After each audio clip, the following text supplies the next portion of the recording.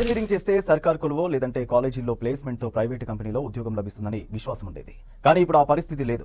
ఒకప్పుడు కుప్పలు తెప్పలుగా ఉన్న క్యాంపస్ రిక్రూట్మెంట్లు ఒక్కసారిగా ఎందుకు తగ్గాయి? కొత్త కోర్సులు నేర్చుకోకపోవడం వల్లే ఫ్రెషర్స్ కి ఉద్యోగాలు రావటం లేదా? దేశంలోని దిగ్గజ ఐటీ కంపెనీలు ఉద్యోగులను తొలగిస్తున్నాయి. దాదాపు అన్ని కంపెనీల్లోనూ ఉద్వాసనలు కొనసాగుతున్నాయి. 2,60,000 మందికి పైగా ఎంప్లాయీస్ ని ఉద్యోగాల నుండి తొలగించారు. ఇవి కంపెనీ చూపించే ఆన్ ద రికార్డ్ లెక్కలు మాత్రమే. నిజానికి ఆఫ్ ద రికార్డ్ ఈ సంఖ్య ఇంకా ఎక్కువనే ఉంటుంది. అంటే నిజంగానే ఐటీ జాబ్స్ తగ్గిపోతున్నాయా? లాస్ట్ 2 years నుండి గ్రాడ్యుయేట్స్ పెరుగుతున్నారు కానీ జాబ్స్ మాత్రం తగ్గిపోతున్నాయి.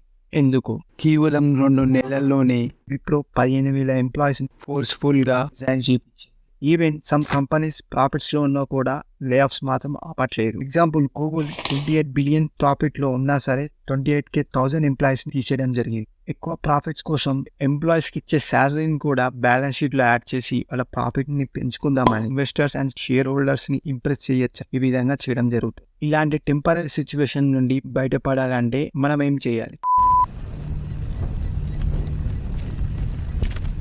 आपको डर नहीं लग रहा है? अर्जुन,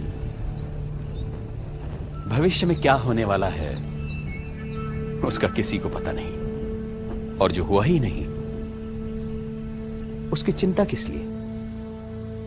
లాక్డౌన్లో అందరం ఇంట్లోనే ఉండడం వల్ల ఇంటర్నెట్ని ఎక్కువ యూజ్ చేయడం జరిగింది. దానివల్ల స్క్రీన్ టైం పెరగడంతో ఆ ట్రాఫిక్ని మేనేజ్ చేసుకోవడానికి కంపెనీస్ అన్ని మాస్ హైరింగ్ చేయడం జరిగింది. ఈ టెంపరీ సిచ్యువేషన్ ఎదుర్కోవాలంటే టెక్నాలజీ వచ్చే మార్పులను అనుగుణంగా మీ skill set up to date ఉండాలి.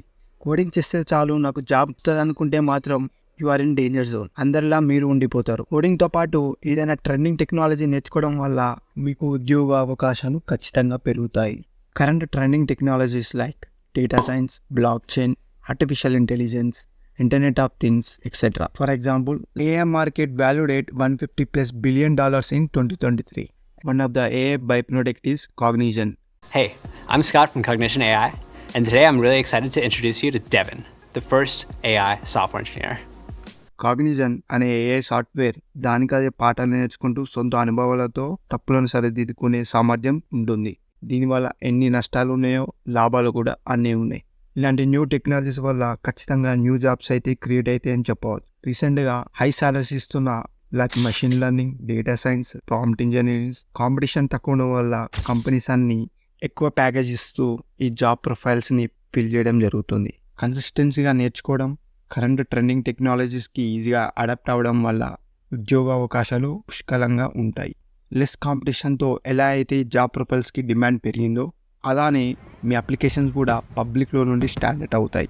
So conclusion is you never run out of jobs. Happy learning.